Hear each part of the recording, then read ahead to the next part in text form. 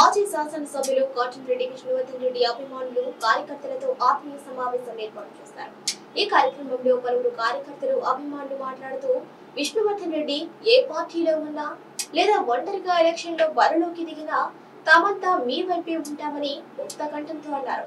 ఈ సందర్భంగా మాజీ శాసనసభ్యులు విష్ణువర్ధన్ రెడ్డి మాట్లాడుతూ తాను ఇంకా తెలుగుదేశం పార్టీకి రాజీనామా చేయలేదని, త్వరలోనే తమ నిర్ణయాన్ని ప్రకటిస్తామని, తప్పకుండా ఏదో ఒక పార్టీ గుర్తుతోనే పోటీ చేస్తానని తెలిపారు. మాజీ శాసనసభ్యులు కోటంరెడ్డి విష్ణువర్ధన్ రెడ్డి అభిమానులు కార్యకర్తలతో ఆత్మీయ సమావేశం ఏర్పాటు చేశారు.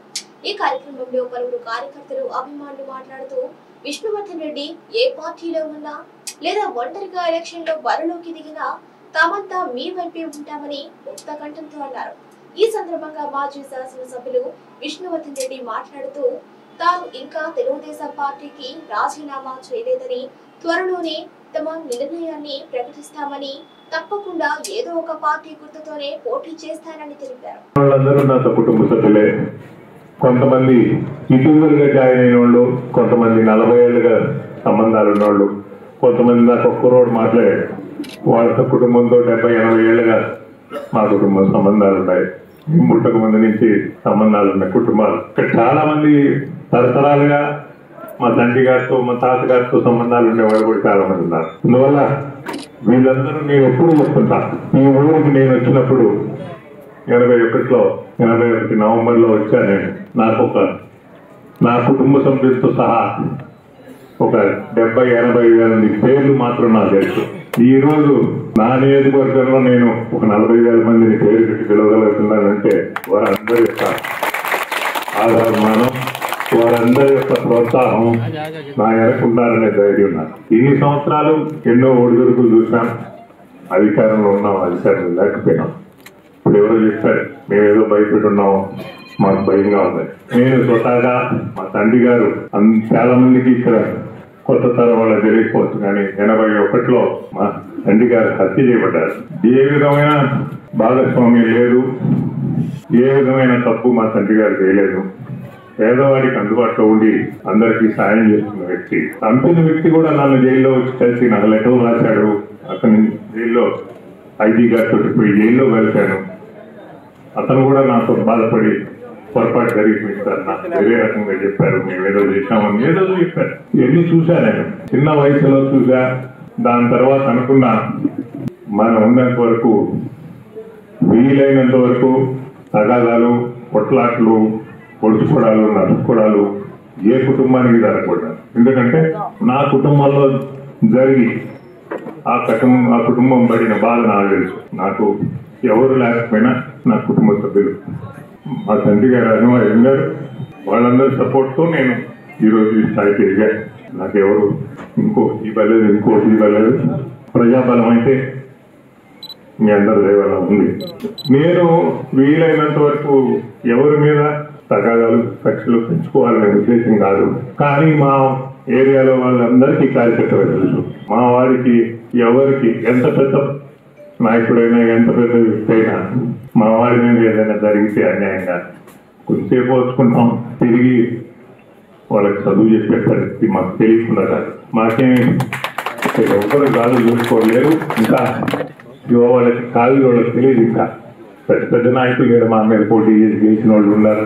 అందరికీ పాత రోజుల్లో మా తండ్రి గారు ఉన్నప్పుడు కూడా, పెట్టిన జిల్లాల నాయకులు ఉన్నప్పుడు కూడా ఏ ప్రాంతం వారు వచ్చినా సులభంగా చూసేవారు. కానీ అల్లూరు నుంచి ఒక బ్యాచ్ పోతే వాళ్ళ జాగ్రత్త చూడండి అనేవాళ్ళు. ఎందుకంటే ఈ తరగతి కార్యకర్తలు ఉంటారు, వీళ్ళు ఎవరికి లొంగరు అనేది అందరికీ తెలుసు. వాళ్ళు ఏదైతే మేము ఖచ్చితంగా ఉంటాం. నేనే కాదు, నా తోటి ఉన్న ప్రతి ఒక్కరూ సైనికుల్లాగా ఉంటారు. ఎవరికి మనం భయపడాల్సిన అవసరం లే. కానీ అతని మనం ఎవరి మీద ఏ విధి చేయవలసిన అవసరం లే. మా ఇన్ని సంవత్సరాలు మా వాళ్ళని కాపాడుకుంటున్నామంటే అదే స్పిరిట్తోనే కాపాడుకుంటున్నాం. రేపు రాబోయే ఎన్నికల్లో నేను 1.5 సంవత్సరం 3 నెలల ముందు చెప్పాను, విష్ణు చక్రారావుతో స్టార్ట్ చేశాను. కాకపోతే ఈరోజు ఒక నిర్ణయం తీసుకోవాలనే ఉద్దేశంతో ఈరోజు ప్రెస్ మీట్ నలుగురిని పిలిచాను. పొద్దున్న నుంచి నేను మాట్లాడేది చాలా మంది మాట్లాడారు, కానీ ఎవరు కాంక్రీట్ గా ఒక డిసిషన్ చెప్పే పరిస్థితి తీసుకురాలి. ఇతర ఆవేశంగా అందరూ మాట్లాడారే కానీ ఇది చేస్తాం ఇటు చేద్దాం అందరి అభిప్రాయం మాత్రం ఒకటి కనపడదు. నాతో లోపల మాట్లాడిన వాళ్ళు కానీ బయట మాట్లాడిన వాళ్ళు కానీ కంటెస్ట్ చేస్తాం అనేది మాత్రం కనపడదు. అందువల్ల ఇప్పుడు కంటెస్ట్ చేస్తాం అనేది మాత్రం మీ అందరికీ పత్రికా విలేకరులకి అందరికీ చెప్తున్నా. ఖచ్చితంగా రేపు జరగబోయే ఎన్నికల్లో కంటెస్ట్ చేస్తున్నా. రేపు అది ఏదనేది వర్షం చెప్పలేదు, దయచేసి మన్నించండి. మీరందరూ ఈరోజు వచ్చి మీ అందరి యొక్క చాలా మంది ఇప్పుడు రంగయ్య గారు మాట్లాడారు. ఇటీవల నాకు 19లో పోటీ చేశాను. నేను నా సంగతి తెలుసుకుని చాలా మందికి తెలుసు. ఏ పార్టీ ఉన్నారో ఆ పార్టీ కార్యకర్తలను కాపాడుకుంటా. ఎదుటి కార్యకర్తలతో వాళ్ళు ఎవరైనా నా దగ్గర పని నుండి వస్తే తప్ప నేను మాట్లాడాను. నియోజకవర్గ ఎమ్మెల్యే అంటే ఎమ్మెల్యే పదవి ఒక పెద్ద పదవి కాదు. మనకు ఒక లైసెన్స్ ఇచ్చారు పనిచేసేదానికే. ఆ పనిచేసేదానికి ఎవరు వచ్చినా వాళ్ళందరికీ సబ్జెక్ట్ ఎవరికైనా అందుబాటులో ఉండే ప్రయత్నం చేశాను. దాంట్లో భాగంగానే ఉన్న 2019లో నాకు తెలుగుదేశం పార్టీ టికెట్ ఇచ్చింది. లాస్ట్ మూమెంట్ నామినేషన్ వేసే ముందు రోజు నైట్ ఇచ్చారు టికెట్. నాకు నామినేషన్ వేసి చేసేదానికి పోయేటప్పుడు చాలా మందిని కలిసారు. ఆత్మీయ సమావేశం వాడు పెడితే చాలా మందిని కలిస్తే వాళ్ళందరూ నాయకులు కానీ కార్యకర్తలు కానీ గ్రామాలు తిరిగితే మొన్న నాకు 84,000 ఓట్లు వచ్చినాయి అంటే మా వాళ్ళు చెప్పినట్టు అన్ని నా ఓట్లు కాదు కదా. తెలుగుదేశం కార్యకర్తలు బ్రహ్మాండంగా చేశారు. వాళ్ళకి ఖచ్చితంగా రుణపడి ఉండా. ఆ రుణం తీసుకోవడానికి వీలైనంత వరకు ఈ 5 సంవత్సరాల్లో ఎవరు నాకు ఫోన్ చేసినా ఇక్కడికి అందుబాటులో ఉండి చేశా. ఈరోజు ఇప్పుడు నేను ఎందుకు మాట్లాడటం, ఇన్ఛార్జీలు ఉన్న వాళ్ళందరూ అందుబాటులో ఉండారో లేదు కానీ నేను చేశానని గట్టిగా చెప్పగలుగుతున్నా. రాజీనామా చేయాలనే ఈరోజు అనుకున్నా, కానీ ఇంకా ఈరోజు ఎవరు దాని గురించే మాట్లాడారు. ఇంతమంది మన వాళ్ళు దాని గురించి మాట్లాడలేదు. వ్యక్తిగతంగా ఒక్కోరు చెప్పిపోతున్నారు. అందువల్ల దాన్ని ఇప్పుడు ఇక్కడికి కావిలి నియోజకవర్గం నుంచే కాదు వచ్చింది. బుచ్చిరెడ్డిపాళెం మండలం నుంచి వచ్చిన్నారు, విడలూరు మండలం నుంచి వచ్చిన్నారు, కొడవలూరు మండలం నుంచి వచ్చిన్నారు, దళదంకి మండలం నుంచి వచ్చిన్నారు. నా ప్రయాణం స్టార్ట్ అయినప్పటి నుంచి నా దేవుడు అదృష్టం ఏదో కానీ ఒకసారి ఒకరితో పరిచయం అయితే ఆ పరిచయం నేను చచ్చిపోయిన దాకా వాళ్ళతో అట్నే కొనసాగండి, అట్నే ఉన్నారు నాతో. వాళ్ళందరూ ఈరోజు నా ఆశీర్వదించారు. అందరూ వచ్చారు. వాళ్ళందరూ సూచనలు తీసుకుంటా. ఖచ్చితంగా 2-3 రోజుల్లో ఏది అనేది నేను డిసిషన్ తీసుకొని చెప్తాను మీకు సారి. ఎందుకంటే ఇక్కడ ఇంతసేపు నేను ఒక మెంటల్ గా ఒక ఆలోచనతో వచ్చా. కానీ ఈ సమావేశంలో కాంగ్రెస్ పార్టీని ఈ రోజుకి నేను క్రిటిసైజ్ చేయలేను, ఏ రోజుకి క్రిటిసైజ్ చేయలేను. ఈ రోజు నన్ను రాజకీయంగా ఒక గుర్తింపు ఇచ్చింది కాంగ్రెస్ పార్టీ. దానికి ఎప్పుడు రుణపడి ఉన్నా. కానీ ప్రాంతీయ పార్టీల యుగం ఇప్పుడు. ప్రాంతీయ పార్టీలు కూడా కాంగ్రెస్ పార్టీలోంచి పుట్టినాయి. ఒక్క నందమూరి తారక రామారావు తప్ప. ఆయన సొంతంగా వచ్చి ఆయన ప్రభంజనంతో రాష్ట్రంలో ప్రభుత్వాన్ని ఏర్పాటు చేశాడు తప్ప చంద్రబాబు నాయుడు గారు కాంగ్రెస్ పార్టీ నుంచి వచ్చినోడే, జగన్మోహన్ రెడ్డి కాంగ్రెస్ పార్టీ బీఫామ్ మీద ఎంపీ గెలిచినోడే. అందరూ కాంగ్రెస్ పార్టీలో పుట్టినోడే కాదా? ఎవరన్నా కాదని చెప్పండి. అందువల్ల అదేం లేదు. జాతీయ పార్టీ ఈ దేశంలో చాలా మంది చేస్తారు, వాళ్ళు చేశారు వీళ్ళు చేశారని. ఈ దేశ అభివృద్ధి కాంగ్రెస్ పార్టీతో ముడివను.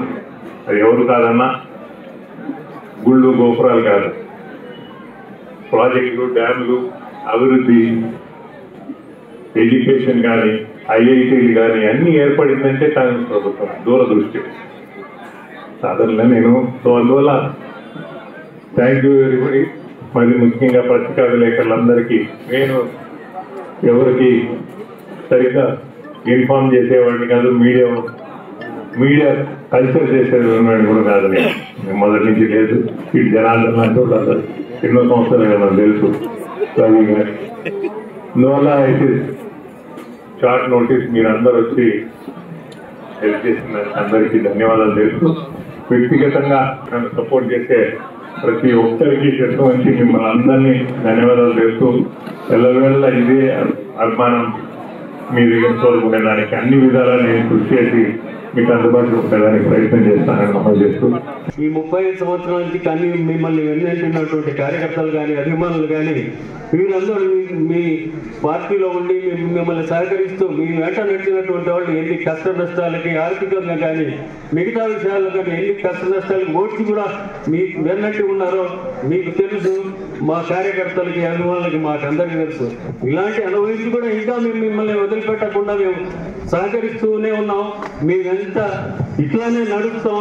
మీరు ఏ నిర్ణయం తీసుకుంటే దానికి మేము కట్టుబడి ఉంటామని సభాముఖంగా మేము తెలియజేసుకుంటూ మీరు ఈ రోజు పిల్లకాయల గురించి నెల్లూరుకి వెళ్ళి వ్యాపార రీత్యా కొన్నాను. మీరంటే నాకు అభిమానం సార్. ఇక్కడ అందరూ మీ వెనకున్నారు. మీకు టికెట్ వస్తే సంతోషించే వాళ్ళు చాలా మంది ఉన్నారు. డబ్బులు పక్కన పెట్టండి, డబ్బులు సగటు పక్కన పెట్టండి. వస్తూ ఉంటాయి, పోతా ఉంటాయి. కార్యకర్తలు ఉన్నారు, ఇబ్బంది లేదు.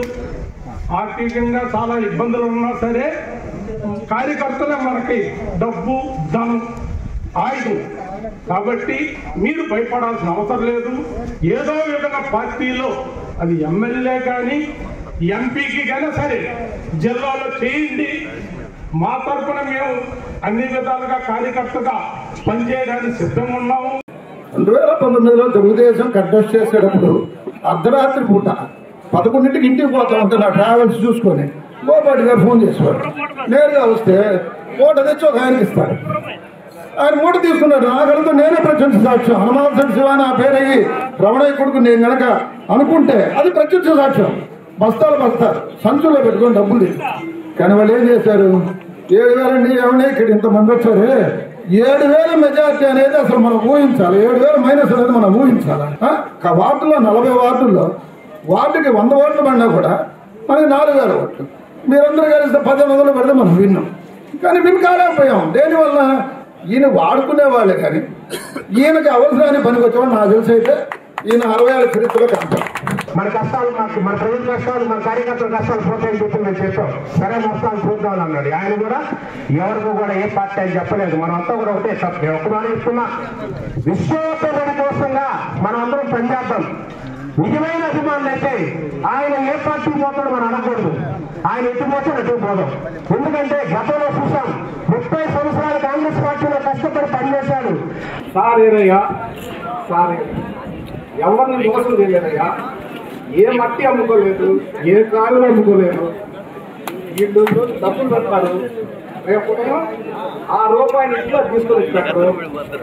ఆ డబ్బులు దాని ముందరే తీయాలా? ఆ బిజినెస్ వాళ్ళు చేసేది. సార్ అంత హానిస్ట్ పర్సన్. అది మధ్యలో రాదు, పుట్టుకుతూనే వస్తుంది. అది ఇంకా వచ్చింది పోదు. మీకు ఆలోచించండి. టెన్షన్ కాబట్టి అదే విషయం. సార్ ఓటేస్తాం, పార్టీకి వచ్చే ఓటేస్తాం.